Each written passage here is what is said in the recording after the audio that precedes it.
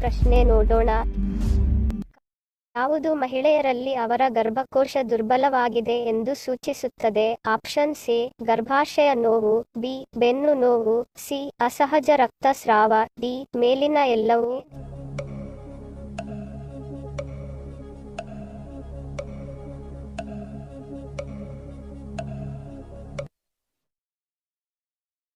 ಸರಿಯಾದ ಉತ್ತರ option D ಮೇಲಿನ ಎಲ್ಲವೂ. ಮಹಿಳೆಯ ಗರ್ಭಾಶಯವು ದುರ್ಬಲವಾಗಿದ್ದರೆ ಅವಳು ಆಗಾಗ್ಗೆ ಶ್ರೋಣಿಯ ಪ್ರದೇಶದಲ್ಲಿ ನೋವು ಅಥವಾ ಅಸ್ವಸ್ಥತೆಯನ್ನು ಅನುಭವಿಸಬಹುದು. ಇನ್ನು ಕೆಲವು ಮಹಿಳೆಯರಲ್ಲಿ ದುರ್ಬಲವಾದ ಗರ್ಭಾಶಯದಿಂದಾಗಿ ಬೆನ್ನಿನ ಕೆಳಭಾಗದಲ್ಲಿ ನೋವು ಕಾಣಿಸಿಕೊಳ್ಳಬಹುದು ಮತ್ತು ಆಗಾಗ ಭಾರಿ ರಕ್ತಸ್ರಾವ ಅಥವಾ ಅಸಹಜ ರಕ್ತಸ್ರಾವವಾಗುತ್ತದೆ. ಅಷ್ಟೇ ಅಲ್ಲದೆ ಭಾರಿ ರಕ್ತಸ್ರಾವ ಹೆಚ್ಚು ಕಾಲ ಇರುತ್ತದೆ. ಮಹಿಳೆಯರಿಗೆ ಹೆಚ್ಚಿನ ಮುಟ್ಟಿನ ಸಮಸ್ಯೆಗಳಿದ್ದರೆ ಇದು ಅವರ ಆರೋಗ್ಯವನ್ನು ಹದಗೆಡಿಸುತ್ತದೆ. ಎರಡನೇ ಪ್ರಶ್ನೆ. ರಾಷ್ಟ್ರಕವಿ ಎಂದು ಯಾರನ್ನು ಕರೆಯುತ್ತಾರೆ? ಆಪ್ಷನ್ ಸಿ ಕುವೆಂಪು, ಬಿ ರನ್ನ, ಸಿ ಪಂಪ, ಡಿ ಪೊನ್ನ.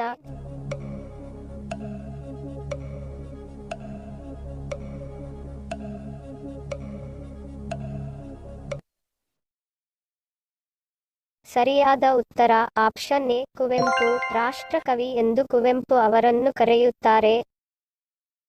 ಮೂರನೇ ಪ್ರಶ್ನೆ. ಶ್ರೀರಾಮನ ಅಕ್ಕನ ಹೆಸರೇನು? Option C Shanta, B Renuka, C Lakshmi, D Saraswati.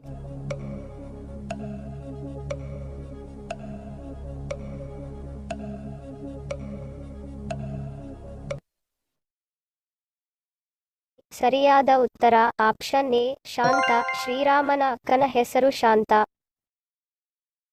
ನಾಲ್ಕನೇ ಪ್ರಶ್ನೆ. ಮುಂಜಾನೆ ಸಿಗರೇಟ್ ಸೇದುವುದರಿಂದ ಯಾವ ರೋಗ ಬರುತ್ತದೆ? ಆಪ್ಷನ್ ಸಿ ಲೈಂಗಿಕ ಸಮಸ್ಯೆ, ಬಿ ಹೃದಯಾಘಾತ, ಸಿ ಚರ್ಮದ ಕ್ಯಾನ್ಸರ್, ಡಿ ಶ್ವಾಸಕೋಶದ ಕ್ಯಾನ್ಸರ್.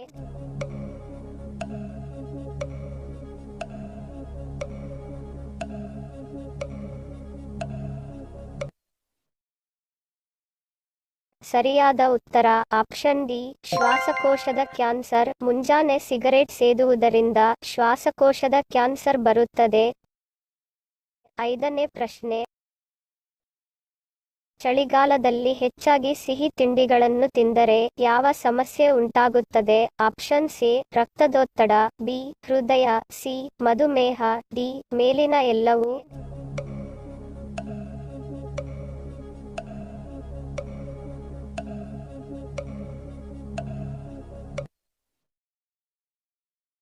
ಸರಿಯಾದ ಉತ್ತರ ಮೇಲಿನ ಎಲ್ಲವೂ. ಕೆಲವರಿಗೆ ಚಳಿಗಾಲದಲ್ಲಿ ಖಾರವಾದ ಆಹಾರ ಪದಾರ್ಥಗಳಿಗಿಂತ ಸಿಹಿಯಾದ ತಿಂಡಿ ತಿನಿಸುಗಳನ್ನು ತಿನ್ನಲು ಹೆಚ್ಚಿನವರು ಇಷ್ಟಪಡುತ್ತಾರೆ. ಅದರಲ್ಲೂ ಬೇಕರಿಯಲ್ಲಿ ಸಿಗುವ ಕೇಕ್, ಬೇಷ್ಟಿ ಸಕ್ಕರೆ ಹಾಗೂ ಹಾಲಿನಿಂದ ತಯಾರಿಸಿದ ಸಿಹಿ ತಿನಿಸುಗಳು, ಸ್ವಲ್ಪ ತುಪ್ಪ ಹಾಕಿ ಮಾಡಿದ ಜಿಲೇಬಿಗಳು, ಹೀಗೆ ವಿವಿಧ ಬಗೆಯ ಸಿಹಿ ತಿನಿಸುಗಳು ಎಂದರೆ ಹೆಚ್ಚಿನವರಿಗೆ ಪ್ರಾಣ. ಆದರೆ ಇಂತಹ ಸಿಹಿ ತಿಂಡಿಗಳಲ್ಲಿ ಕೃತಕ ಸಕ್ಕರೆ ಹಾಗೂ ಸಂಸ್ಕರಿಸಿದ ಹಾಲು ಹಾಗೂ ಕಡಿಮೆ ಗುಣಮಟ್ಟದ ತುಪ್ಪವನ್ನು ಬಳಸುವುದು ರಕ್ತದಲ್ಲಿ ಟ್ರೈಗ್ಲಿಸರೈಡ್ಗಳ ಮಟ್ಟ ಹೆಚ್ಚುತ್ತದೆ. ಇದರಿಂದ ರಕ್ತದೊತ್ತಡ, ಮಧುಮೇಹ, ಹೃದಯ ಸಂಬಂಧಿ ಕಾಯಿಲೆ ಮತ್ತು ಇತರ ಸಂಬಂಧಿ ಕಾಯಿಲೆಗಳು ಬೇಗನೆ ಕಾಣಿಸಿಕೊಳ್ಳುತ್ತದೆ.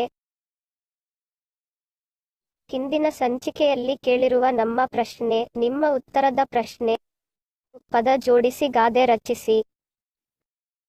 ಸರಿಯಾದ ಉತ್ತರ ಮಾತು ಆಡಿದರೆ ಹೋಯಿತು, ಮುತ್ತು ಒಡೆದರೆ ಹೋಯಿತು. ಸರಿ ಉತ್ತರ ಕೊಟ್ಟವರಿಗೆ ಧನ್ಯವಾದಗಳು.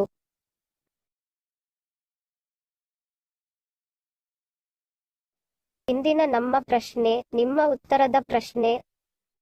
ಪದ ಜೋಡಿಸಿ ಗಾದೆ ತಯಾರಿಸಿ.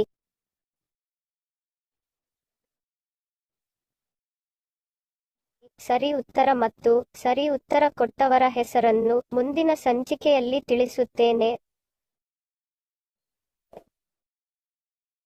ವಿಡಿಯೋ ಪೂರ್ತಿಯಾಗಿ ನೋಡಿದ್ದಕ್ಕೆ ಧನ್ಯವಾದಗಳು. ವಿಡಿಯೋಗೆ ಮೆಚ್ಚುಗೆಯ ಲೈಕ್ ಕೊಟ್ಟು ಶೇರ್ ಮಾಡಲು ಮರಿಬೇಡಿ. ಇನ್ನೂ ಸಬ್ಸ್ಕ್ರೈಬ್ ಮಾಡದವರು ಪ್ಲೀಸ್ ಸಬ್ಸ್ಕ್ರೈಬ್ ಮಾಡಿ ಪ್ರೋತ್ಸಾಹಿಸಿ. ಮತ್ತೊಂದು ಇಂಟ್ರೆಸ್ಟಿಂಗ್ ಪ್ರಶ್ನೆಗಳೊಂದಿಗೆ ಸಿಗ್ತೀನಿ. Love you all. Take care.